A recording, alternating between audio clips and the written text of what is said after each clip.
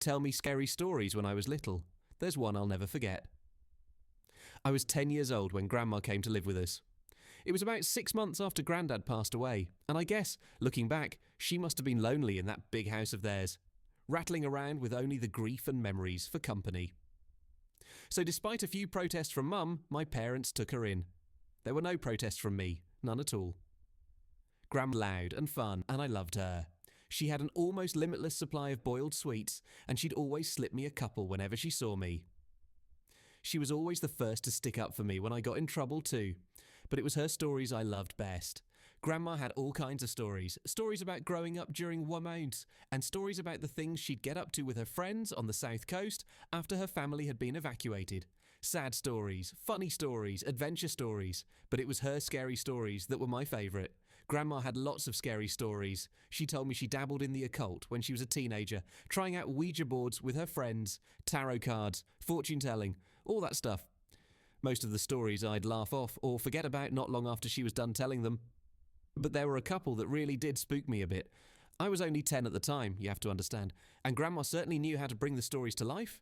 She'd shut off the lights in my room so only the glow of the night sky shone through the curtains, and she'd shuffle in real close. Close enough so I could see the wrinkles on her face and smell the boiled sweets on her breath. Close enough so her deep blue eyes could stare straight into mine. She must have given me nightmares with a few of those tales, but now, years later, there's only one that I can still remember. Only one that stuck with me. The story about the shower and Mr. Longfingers. Grandma told me about Mr. Longfingers one night after I asked about her baths. Grandma used to love her baths. She'd spend ages in them, light candles and incense, and lie in the tub humming to herself until the water turned cold.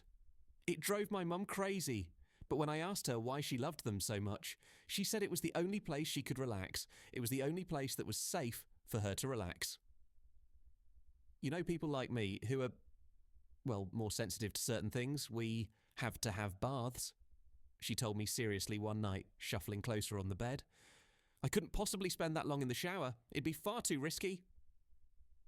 Grandma stared at me with those blue eyes of hers, unsmiling, and I knew it was time for one of her stories, one of the scary ones. I shivered with pleasure and pulled the covers up to my chin. Why is it risky, Grandma? She half turned to look out the window, watching me from the corner of her eye, pausing for effect. I waited, feeling my heart rate pick up beer so slightly in my chest.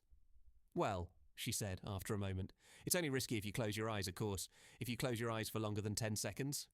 What do you mean? Why? Well, do you ever play that game in the playground with your friends? The one where someone turns their back and the others sneak up